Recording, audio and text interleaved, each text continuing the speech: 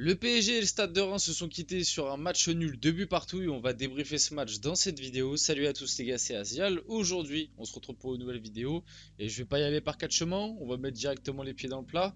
Ça commence à faire beaucoup. Ça commence à faire beaucoup, 3 matchs d'affilée en Ligue 1. Alors OK, il y a des choses positives à retenir de ce match, mais il y a aussi pas mal de choses négatives et on va en parler dans cette vidéo. 3 matchs nuls d'affilée, ça commence à faire beaucoup, ça commence à un petit peu me saouler, notamment par rapport à certaines prestations individuelles dont on va parler dans cette vidéo. Aussi certains trucs, peut-être pour la première fois dans cette vidéo, je vais parler de certains changements de Luis Enrique que voilà, moi j'aurais peut-être fait un petit peu plus tôt. Je sais pas, tu peux essayer de t'adapter quand on voit la deuxième mi-temps parisienne qui a été très compliquée. Faire tes premiers changements pardon, à partir de la 75e minute de jeu. Est-ce que c'était vraiment le meilleur truc à faire? Tu pouvais pas changer un petit peu avant, surtout qu'il y a certains joueurs qu'on sentait un peu cramés. Voilà, il va y avoir des choses à dire. Vous le voyez, je suis pas forcément satisfait de ce match nul, alors que il y a eu des belles phases de jeu, etc. à des moments. Mais globalement, c'est pas un match réussi, je trouve. Bien évidemment, avant qu'on rentre dans le vif du sujet de la vidéo, n'hésitez pas à la liker, à commenter, à partager et à vous abonner. Ça fait toujours plaisir et ça aide pour le développement de la chaîne. Et puis on va pouvoir y aller, on va pouvoir y aller dès maintenant, oui. Déjà commençons. Encore une fois, dans le contexte de ce match, il y a eu cette fameuse conférence de presse d'avant-match où voilà, on lui a encore posé la question à Luis Enrique par rapport à Kylian Mbappé. Et je pensais pourtant que le message était passé et était plutôt clair.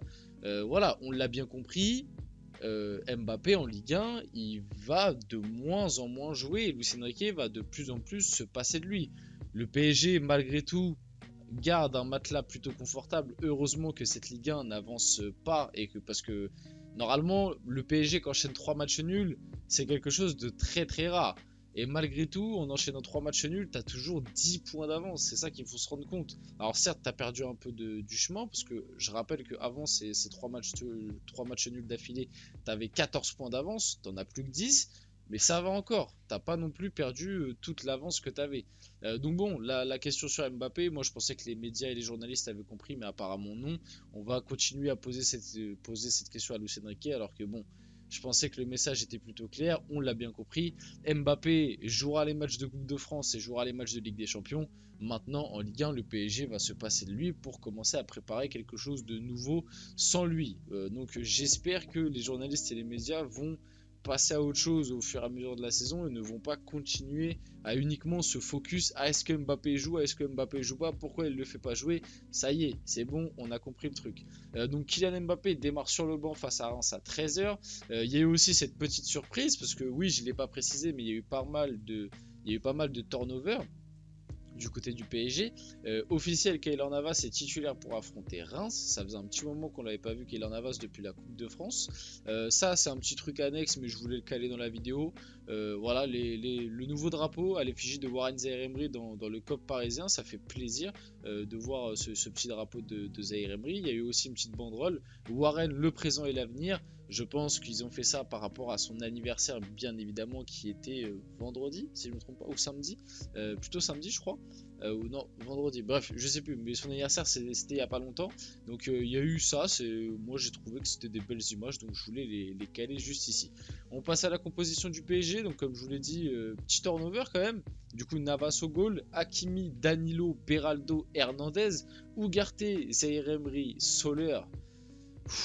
Malheureusement, Carlos Soler était présent, hein. Enfin quoique limites des fois on se demande s'il était vraiment présent. Et une attaque Barcola, Ramos, Likanguin. Vite fait, avant de voir les buts et de parler un petit peu du match, je suis obligé de parler de cette compo et de certaines prestations individuelles. Déjà, Carlos Soler au milieu de terrain. Bon, je pense que je vais pas aller dans la critique facile et à dire que c'est un joueur de merde. Parce que, comme le dit si bien le dicton, il n'y a pas de mauvais joueurs, il n'y a que des mauvais contextes. Et je pense qu'en fait, l'histoire Carlos Soler PSG, ça y est, c'est fini, ça n'a pas pris. Du côté des supporters, faut pas se mentir, on peut pas le blairer. Lui, il a pas l'air de se sentir à l'aise, il a pas l'air de se sentir bien. Je vais pas dire que c'est un joueur pourri, mais je le dis, c'est pas un joueur qui a les épaules et qui a le niveau pour jouer dans une équipe comme le Paris Saint-Germain. Alors peut-être qu'il pourra bien rebondir dans un autre club, mais pour moi, il va falloir absolument le vendre cet été. Pour moi, ça doit être la priorité des ventes du PSG cet été, ça doit être de chercher une porte de sortie à Carlos Soler, parce que c'est pas possible d'avoir un joueur qui t'apporte peu avec un aussi gros salaire dans l'effectif. C'est pas possible parce que Carlos Soler, on n'en parle pas assez, mais c'est quand même un gars qui a un salaire conséquent. À l'échelle de la Ligue 1 par exemple, je suis sûr qu'il est mieux payé que quasi tous les joueurs qui jouent en Ligue 1. Donc en dehors PSG bien évidemment. Donc va falloir faire quelque chose. Ensuite, deuxième petit point, la défense centrale. La défense centrale, ils n'ont pas été mauvais aujourd'hui, mais Beraldo, Danilo ensemble, je n'aime pas. Je n'aime pas. Alors pourtant, les deux individuellement, ils font un match ok. Surtout Beraldo que j'ai trouvé pas mal, même si sur le deuxième but rémois, il se fait enrhumer sur l'appel. Mais à la relance et tout, il a été encore une fois très très bon. Mais les deux ensemble, je n'aime pas. Ils sont trop lourds, je trouve. Je trouve qu'ils sont trop lourds et que dès que tu tombes sur des attaquants un peu rapides avec Beraldo et Danilo ensemble, tu te fais trop facilement prendre dans la profondeur et t'es pas serein. Donc ça c'était le petit défaut que j'avais. Offensivement, Barcola en ce moment c'est compliqué. Gonzalo Ramos qui bon, il met pas doublé, mais pour moi c'est comme s'il avait mis doublé et il fait plutôt un bon match. Lee Kang-in, il avait bien démarré. Le souci c'est que j'ai l'impression que Lee Kang-in il peut jouer que 30 minutes quoi. Je sais pas ce qu'il a physiquement, je sais pas si c'est la Coupe d'Asie qui l'a un peu tué physiquement, si c'est les blessures qu'il a eu au début de saison quoi, mais Lee Kang-in, il fait un bon début de match, il était bien rentré, très tonique, beaucoup de courses, etc. Le souci c'est que tu as l'impression qu'au bout de 20-25 minutes, il est cramé, il en peut plus. Donc je sais pas. Et le dernier petit défaut point, le milieu de terrain. Le milieu de terrain qui a manqué de créativité cruelle. Zaïre Emery, pareil, il fait pas un mauvais match, mais voilà, Zaïre Emery, beaucoup de courses, beaucoup d'abattage, mais il lui manque encore un truc quand même sur la dernière passe, sur savoir créer un peu plus. C'est vraiment quelque chose qu'il va falloir qu'il améliore. Et Ugarte, dès qu'il prend un pressing avec le ballon, il est en panique. Sans ballon, c'est mieux, mais il y a quand même un gros problème là-dessus. Le premier but qu'on prend en plus, c'est un sketch, centre d'Ito. Keylor Navas qui sort, qui la laisse passer, je ne sais pas pourquoi, qui lève les bras comme ça, alors qu'il aurait pu la prendre. Ce qui laisse Hakimi dans la merde, même si pour moi, Hakimi, pour moi sur ce but, les deux sont fautifs, mais la grosse responsabilité revient quand même à Hakimi. Même si Navas, il fait une gogolerie en sortant et en prenant pas la balle. Maintenant, Hakimi, il avait de l'avance, il avait largement le temps de dégager. Je sais pas pourquoi il a voulu absolument revenir dans son camp et essayer de s'en sortir avec un dribble. Au pire, tu dégages en touche quand tu es dans une situation comme ça. On t'en voudra moins que du coup ce qui se passe là où tu essaies de dribbler, tu perds la balle et on prend le 1-0. Donc pour moi, oui, Navas a sa part de responsabilité, mais maintenant Hakimi reste le principal fautif. Et vite fait, je suis obligé d'en parler, mais depuis son retour de la CAN, et même en vrai, tu peux prendre un peu avant la CAN. Et en vrai, on peut se poser la question, est-ce que c'est pas depuis limite le fait qu'Mbappé, c'est officiel qu'il va quitter le club, mais Hakimi, voilà quoi. Au bout d'un moment, je suis désolé, moi j'en attends beaucoup plus d'Hakimi. Franchement, je suis déçu. Je suis déçu d'Hakimi, qui en plus, au début de saison, voilà, on avait retrouvé un peu des sourires autour d'Hakimi. On s'est dit, ah, ça y est, on comprend. On commence à retrouver le Hakimi qu'on avait acheté à l'Inter.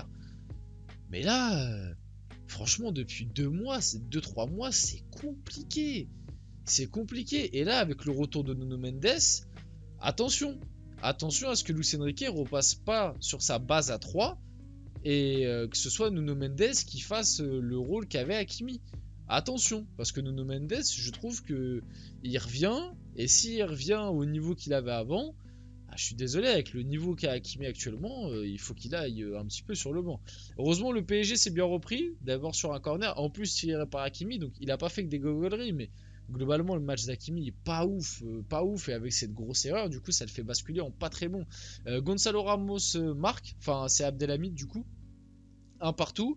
Centre de Lee Kang-in, petit cafouillage dans la surface des Rémois, Gonzalo Ramos en renard des surfaces qui reprend.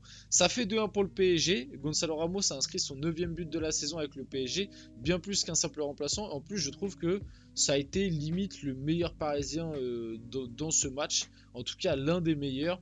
Et puis le deuxième but rémois juste avant la mi-temps, il fait très très mal. Comme on le voit là, vous allez le voir, Beraldo il se fait complètement manger sur la pelle, la passe est magnifique. Et il y a la finition juste derrière, 2 partout à la mi-temps. Je vais être honnête avec vous, la deuxième mi-temps a été inintéressante. Le PSG n'a pas montré grand chose. Comme je vous l'ai dit, moi je trouve que les changements de Luis Enrique sont un petit peu trop tardifs, ont été un petit peu trop tardifs sur cette deuxième mi-temps, notamment Carlos Soler qui a quasiment joué tout le match, je n'ai pas compris. Kylian Mbappé, alors que pour moi je le sors à la mi-temps. Kylian Mbappé joue beaucoup moins avec le PSG en Ligue 1, 30 minutes contre Nantes, etc. Vous avez les trucs, 6 points sur 12 pour le PSG sur ces 4 matchs, c'est quand même un bilan un peu inquiétant, va falloir se ressaisir là-dessus. Donc voilà, 3e match nul de suite en Ligue 1 pour les Parisiens qui joueront Nice ce mercredi en quart de finale de Coupe de France. On espère un meilleur résultat. On va finir la vidéo là-dessus. J'espère que la vidéo vous a plu. Si c'est le cas, n'hésitez pas à la liker, à commenter, à partager et à vous abonner. Les gars, c'était Azial. On se retrouve très rapidement pour une prochaine vidéo.